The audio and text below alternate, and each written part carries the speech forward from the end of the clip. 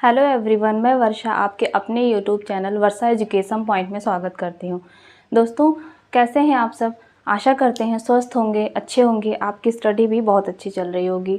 दोस्तों, हम लोगों ने हिंदी साहित्य के इतिहास में भक्तिकालीन जो है कालखंड को पढ़ना स्टार्ट किया था। उसमें हम लोगों ने निर्गुण भक्ति काव्य धारा के अंतर्गत मैंने बताया था कि सॉरी निर्गुण भक्ति काव्य धारा के अंतर्गत मैंने बताया था कि उसको 2 शाखाओं में विभक्त करके पढ़ना है। पहला है संत काव्य धारा, या उसको जो है ज्ञान मार्गी काव्य धारा भी कहते हैं। दूसरा है सूफी काव्य धारा। ठीक है, तो संत काव्य धारा की हम लोगों ने विशेषताएं भी पढ़ ली और जितने भी महत्वपूर्ण संत कवि थे उनको भी अच्छे से पढ़ लिया।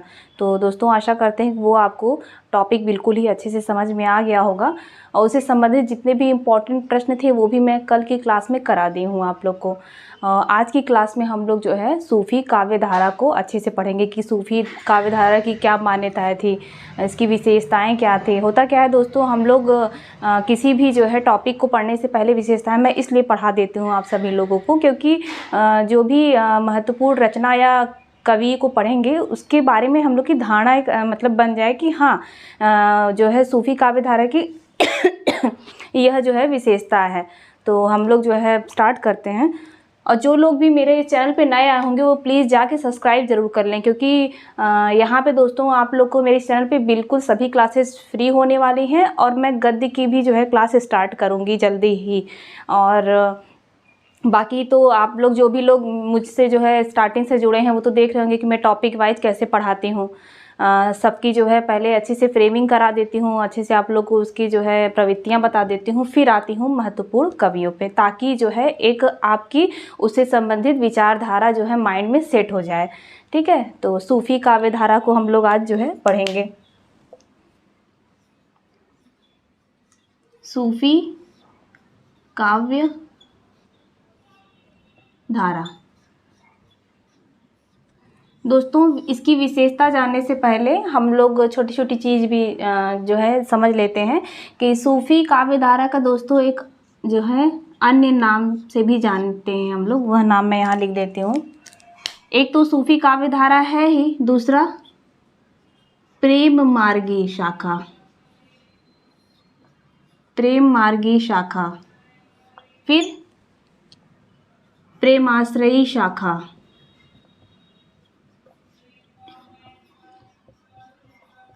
फिर है प्रेमाख्यानक काव्य धारा।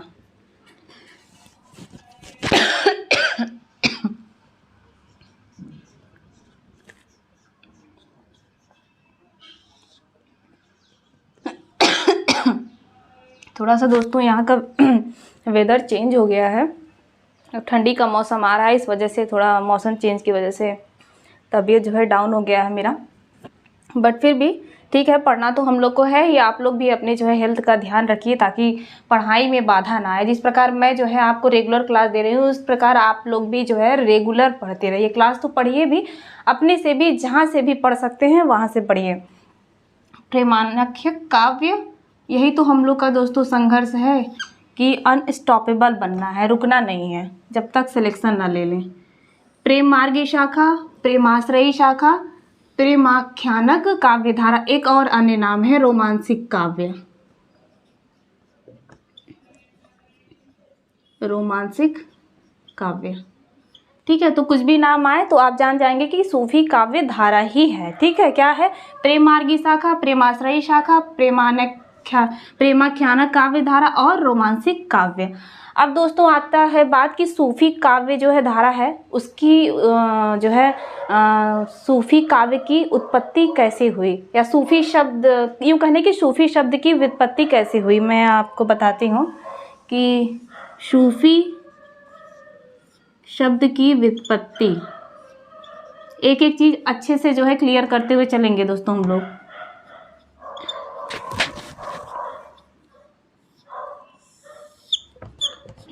सूफी शब्द की जो है उत्पत्ति विभिन्न विद्वानों के मत के अनुसार कुछ लोग क्या मानते हैं कि सूफी शब्द की व्युत्पत्ति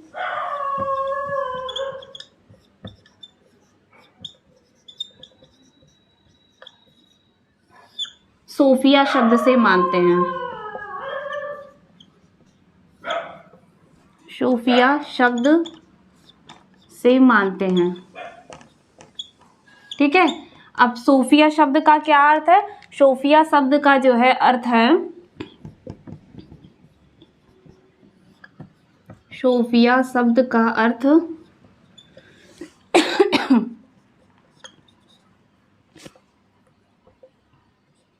ज्ञान।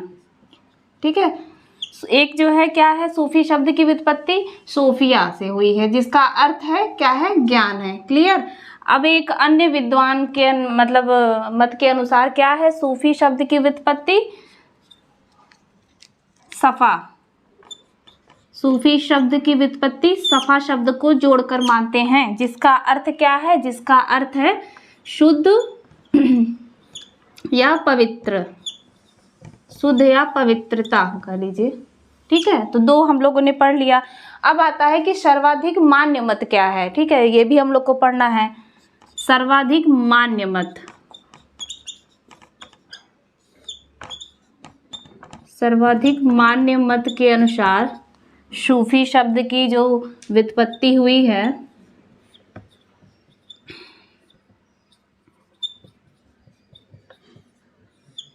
सूफी शब्द की जो व्युत्पत्ति हुई है वह जो है दोस्तों सूफ शब्द से हुई है। क्या? सूफ शब्द से, जिसका अर्थ क्या है? ऊन। ठीक है, यह जो है ऊन किस प्रकार का है? यह जो है दोस्तों जो सूफी लोग रहते थे वह सफ़ेद ऊन का जो है चोला पहनते थे, और उसको पहन के जो है वह जो है शुद्धता और जो है पवित्रता का आचरण करते थे। यह जो है सर्वाधिक मान्य मत के अनुसार है कि सूफी शब्द की व्युत्पत्ति सूफ शब्द से हुई है। तो आप लोग जो है इसको भी पढ़िएगा। उम्मीद करते हैं दोस्तों इतना आपको क्लियर हो गया होगा। सूफी काव्य धारा का जो है कुछ भी नाम आए, वहाँ मैं यहाँ पे सारा नाम लिख दी हूँ। ठीक है, कुछ भी पूछे, सूफी पूछे, प्रेमार्गी पूछे, प्रेमाश्रयी पूछे, या प्रेमाख्यानक या क्रोमांसिक, तो वह सब सूफी काव्य धारा के अंतर्गत ही है। व्युत्पत्ति भी मैंने बता दिया विभिन्न आलोचकों के अनुसार। सर्वाधिक मान्य मत के भी अनुसार सूफी शब्द की उत्पत्ति सूफ शब्द से हुई है, जिसका अर्थ है ऊन। ठीक है, तो इतना तो क्लियर हो गया। अब हम लोग पढ़ते हैं दोस्तों सूफी काव्य धारा की विशेषता।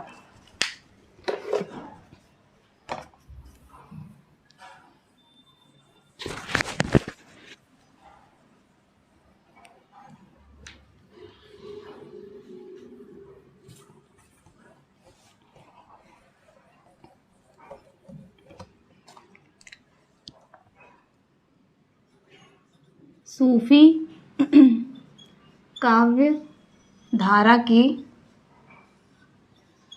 विशेषता।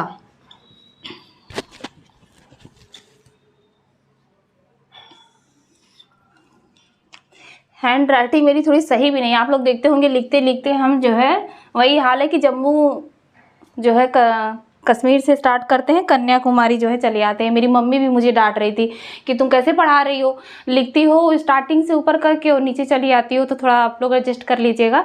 अब बोर्ड पे लिखने की आदत तो है नहीं, हम लोग कॉपी पे लिख के पढ़ते हैं, लेकिन ठीक है सुधर जाएगा। तो सूफी काव्य धारा की पहली विशेषता क्या है? सूफी काव्य धारा की पहली विशेषता है दोस्तों एकेश्वरवाद पर बल देते थे। कौन? सूफी। एकेश्वरवाद पर बल। ठीक है, जिस प्रकार जैसे मैंने बताया था कि जो निर्गुण भक्ति काव्य धारा के अंतर्गत जो संत कवि हैं वह भी एक ईश्वरवाद पर वह भी एक ईश्वरवाद पर बल देते थे। वो भी जो है एक ईश्वर का जो है नाम लेकर नाम स्मरण की महत्ता रखते थे। जैसे कि मैंने बताया था कि नाम स्मरण की महत्ता मतलब एक ईश्वर का नाम लेके जो है वह मतलब भक्ति करते थे। जैसे रसखान मीरा दास जी जो है वो भी कृष्ण का लेके करते थे। तो इसमें भी जो है सूफी में भी एक ईश्वरवाद पर बल दिया गया है। ठीक है, एक ईश्वर को लेकर इसमें भी गुरु की महत्ता है। दूसरा है दोस्तों प्रेम गाथाओं का नामकरण।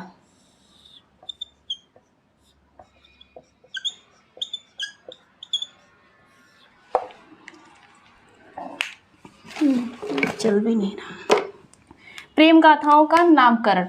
ठीक है, तो इसमें क्या है जो दोस्तों जो सूफी काव्य धारा के जो कवि हैं, सूफी कवि, उन्होंने जो है जो भी रचनाएं की जो है उसमें उन्होंने जो नायिका थी उनकी रचना में, उसको लेकर जो है मतलब नायिकाओं के नाम को लेकर उन्होंने जो है अपनी रचना का नाम दिया। जैसे कि जायसी की रचना हम लोग पढ़े, आप लोग पढ़े भी होंगे कि पद्मावत है, ठीक है। वो पद्मावत नाम जो है उन्होंने कैसे रखा, उसमें जो है राजा रतन सेन नायक थे और नायिका थी पद्मावनी। तो उन्हीं नायिका के नाम को आधार लेकर जो है जो सूफी काव्य धारा के जो कवि हैं उन्होंने मतलब रचना अपनी नायिकाओं के आधार को लेकर उसका नामकरण करते थे अपनी रचनाओं का। तो उस प्रकार आप लोग समझ गए होंगे कि प्रेम गाथाओं का नामकरण नायिकाओं के नाम के आधार पर करते थे।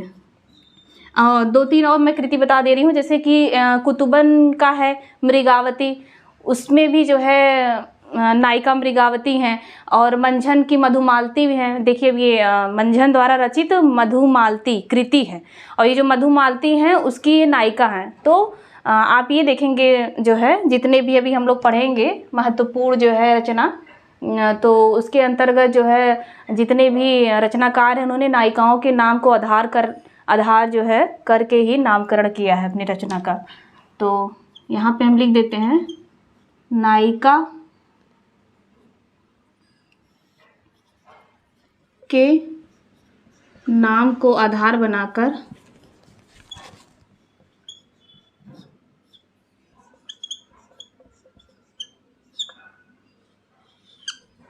रचना का नामकरण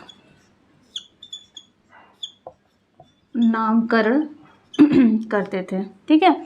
अब तीसरी मोस्ट इम्पॉर्टेंट विशेषता क्या है? तीसरी विशेषता है दोस्तों लौकिक प्रेम के माध्यम से अलौकिक प्रेम की व्यंजना। लौकिक प्रेम के माध्यम से अलौकिक प्रेम की व्यंजना करते थे। अब यह कैसे हम लोग समझेंगे, मैं यहाँ पे बताती हूँ। लौकिक प्रेम मतलब होता है सांसारिक प्रेम और अलौकिक प्रेम मतलब आध्यात्मिक प्रेम। मतलब कि देखिए लौकिक प्रेम सांसारिक जो संसार में है वह हमें दिखती भी है, और अलौकिक प्रेम जो है दोस्तों जैसे कि प्रतीक के रूप में हुआ, जो हमें दिख नहीं रही है, वह प्रेम अलौकिक होता है। तो आध्यात्मिक प्रेम यहाँ पे हम लिख देते हैं लौकिक प्रेम मतलब सांसारिक प्रेम। ये सब छोटे छोटे जो शब्द हैं दोस्तों क्लियर होने चाहिए, तभी हमें समझ में आएगी इसकी विशेषता। अलौकिक मतलब आध्यात्मिक प्रेम, आध्यात्मिक प्रेम, ठीक है। अब कैसे ये जो है लौकिक प्रेम के माध्यम से अलौकिक प्रेम की व्यंजना करते हैं, जब हम मलिक मोहम्मद जायसी की जो रचना है पद्मावत उसके बारे में पढ़ाएंगे तो देखेंगे कि उसमें प्रतीकों के माध्यम से सारे जो है जितने भी पात्र हैं उनका वर्णन किया गया है। जैसे कि हम बताते हैं आपको, राजा रत्नसेन जो थे उनको आत्मा का प्रतीक दे दिया गया। अब रानी जो बिसलदेव में हम चले गए, जो रानी पद्मावती थी उनको जो है परमात्मा का प्रतीक दे दिया गया, ठीक है। तो वो दिख तो नहीं रहे हैं लेकिन फिर भी प्रतीकों के माध्यम से आत्मा का परमात्मा से मिलने की अभिलाषा उसमें दिखाई गई है। तो उसी प्रकार से जितनी भी रचनाएं हैं दोस्तों सूफी काव्य धारा में, उसमें लौकिक प्रेम के माध्यम से अलौकिक प्रेम की व्यंजना की गई है। अब चौथा क्या है? चौथा है दोस्तों सूफी काव्य धारा की विशेषता की खंडन मंडन का अभाव था। खंडन मंडन का अभाव, खंडन मंडन का अभाव था। और ये जो है समन्वय पर बल देते थे, समन्वय पर बल। जो निर्गुण पंथधारा के कवि थे, संत कवि, उनमें थोड़ा तो था खंडन मंडन का जो है, लेकिन सूफी काव्य धारा में इसका बिल्कुल अभाव है। इन्होंने समन्वय पर बल दिया, वह चाहे जाति को लेके हो, चाहे भाषा को लेके हो, चाहे संस्कृति को लेकर हो, ठीक है। तो फिर उसके बाद पांचवा क्या है?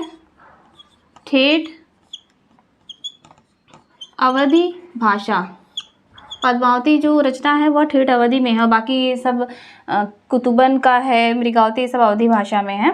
तो ठेठ अवधी भाषा का प्रयोग सूफी काव्य धारा की विशेषता है।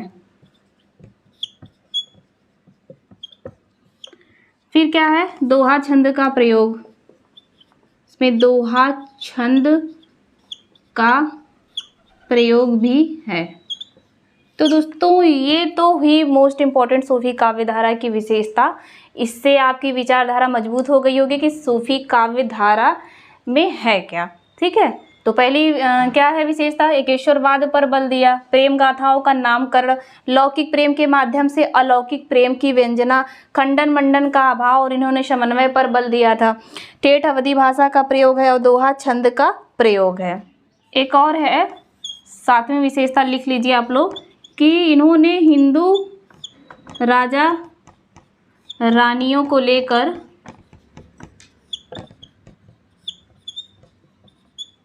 कथाएं कही हैं,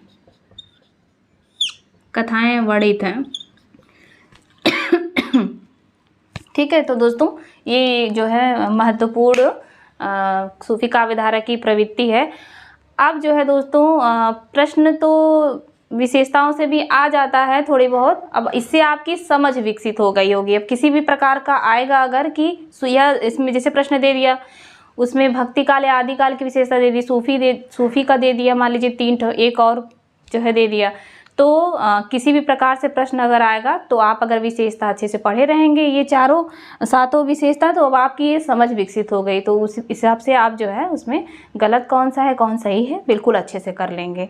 अब दोस्तों प्रश्न बनता है कि सूफी दर्शन में जो है जो साधक हैं, साधक की 4 दशाएं कौन सी हैं, तो हम लोग उसको पढ़ेंगे। सूफी दर्शन के साधक की 4 दशाएं, यहाँ से भी प्रश्न आता है।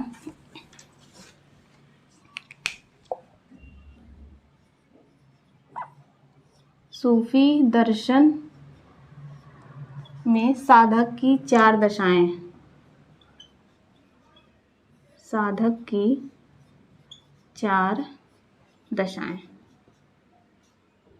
ठीक है, पूछ देता है दोस्तों यहाँ से प्रश्न कि सूफी दर्शन में साधक की वह कौन कौन सी 4 दशाएं हैं, तो ये बहुत ही अच्छे लेवल का यहाँ से प्रश्न बनता है। अब दोस्तों अब बात आएगी आपकी मन में, यहाँ हम क्लियर ही कर देते हैं। आप लोग जो है सुने होंगे शब्द साधक, साध्य और साधन, मैं यहाँ आपको ये भी एक बार क्लियर कर देती हूँ, फिर हम लोग आते हैं वह कौन कौन सी 4 साधक दशाएं थी। तो दोस्तों पहले आप लोग जो है समझिए साध्य क्या है, फिर साधन क्या होता है, फिर साधक। ये तो हम लोग को जो है दोस्तों एकदम समझ में आ जाना चाहिए कि साध्य अगर आए तो हम लोग समझ जाए कि हाँ यह शब्द क्या कह रहा है। साध्य मतलब दोस्तों होता है कि उद्देश्य। ठीक है, साध्य मतलब उद्देश्य, साधन मतलब माध्यम, मीडिएटर, फिर साधक मतलब व्यक्ति। देखिए इतने अच्छे से मैं आपको समझा रही हूँ दोस्तों, साध्य, साधन और साधक।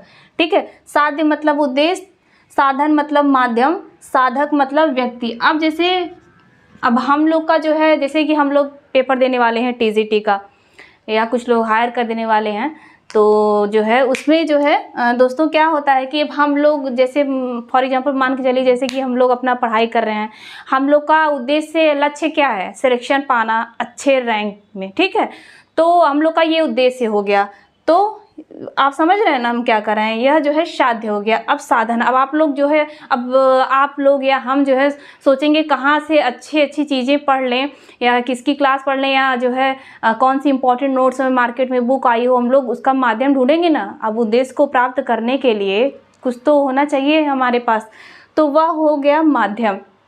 फिर है साधक, साधक वो हम हो गए। ठीक है, तो दोस्तों इसी प्रकार इसके अंतर्गत हम यह बताना चाहते हैं कि जो सूफी लोग हैं वो जो है मतलब एक तरीके से भक्ति जो है उनकी, उसको प्राप्त करने के लिए क्या करते हैं, उसमें उनका एक उद्देश्य रहता है, फिर वो माध्यम बनाते हैं और वह खुद हैं। ठीक है, तो उसी प्रकार से सूफी दर्शन में साधक की 4 दशाएं वह कौन कौन सी है, जिसमें वह जो है दोस्तों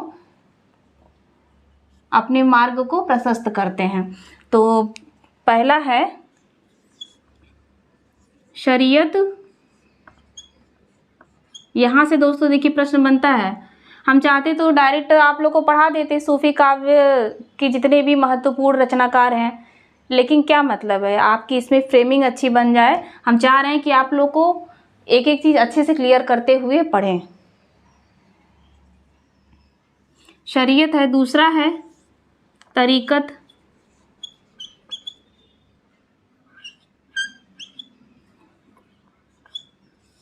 तीसरा है मारिफत, चौथा क्या है, हकीकत। बिल्कुल अच्छे से समझिएगा दोस्तों, ठीक है। तो यह क्या है, ये मैंने बताया, यह सूफी दर्शन में जो साधक है व्यक्ति, उसकी जो है 4 दिशाएं हैं। क्या है, शरीयत, तरीकत, मारिफत और हकीकत। अब प्रश्न यहाँ से तो आता ही है, मान लीजिए चारों नाम याद करेंगे एग्जाम में जो है, या जो है 3 ऑप्शन दे दिया, चौथा कुछ और दे दिया, तो आप ये पढ़े रहेंगे तो आपको अच्छे से समझ में आ जाएगा। हो सकता है वह इस हिसाब से ही प्रश्न दे दे कि जो सूफी दर्शन में साधक की 4 दशाएं हैं, उसमें जो है उस हिसाब से आप लोग जो है हिंदुओं का जो भक्ति मार्ग है उससे कोरिलेट करके करिए। तो आप लोग कैसे करेंगे, तो जैसे शरीयत में जो है हिंदू भक्ति जो मार्ग है उसमें शरीयत को हम शास्त्रीय विधि विधान से लेते हैं। शास्त्रीय विधि विधान, ये सब दोस्तों जितना मैं बता रही हूँ सब इम्पॉर्टेंट है। आप खुद जो है प्रश्न सॉल्व करेंगे, देखेंगे सब कुछ आपको मिलेगा उसमें। तरीकत में दोस्तों है हृदय की शुद्धि और आचरण, ठीक है। मारिफत में क्या है, मारिफत में है सत्य बोध। फिर है अगला हकीकत, हकीकत में जो है दोस्तों परम सत्य की प्राप्ति होती है, परम सत्य, ठीक है।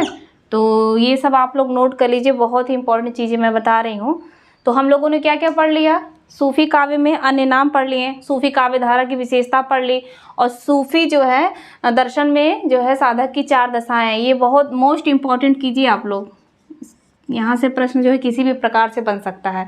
फिर दोस्तों इतना हो गया। अब हम लोग पढ़ते हैं कि भारत में जो है सूफी दर्शन का कैसा, किस प्रकार से प्रचार प्रसार हुआ था। और ठीक है, अब अगली क्लास पढ़ते हैं हम लोग। दोस्तों अब हम पढ़ेंगे कि सूफी जो है धर्म का भारत में प्रचार प्रसार जो है हुआ था, किसने किया था वो भी मैं आपको बता दी हूँ। यहाँ से भी प्रश्न बनता है।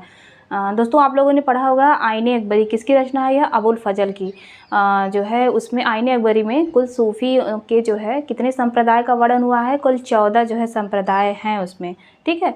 लेकिन जो है जितने प्रसिद्ध हैं 4 जो है प्रसिद्ध हैं, वो संप्रदाय मैं यहाँ पे लिख दी हूँ। और यही पूछता है कि भारत में इसका जो है प्रसार प्रसार किसने किया था, कि चिश्ती संप्रदाय का भारत में प्रचार प्रसार किसने किया था, ख्वाजा मोइनुद्दीन चिश्ती ने किया था। सुहरावर्दी संप्रदाय, इसके जो है भारत में प्रचार प्रसार किसने किया था, बहाउद्दीन जो है जकारिया ने किया था।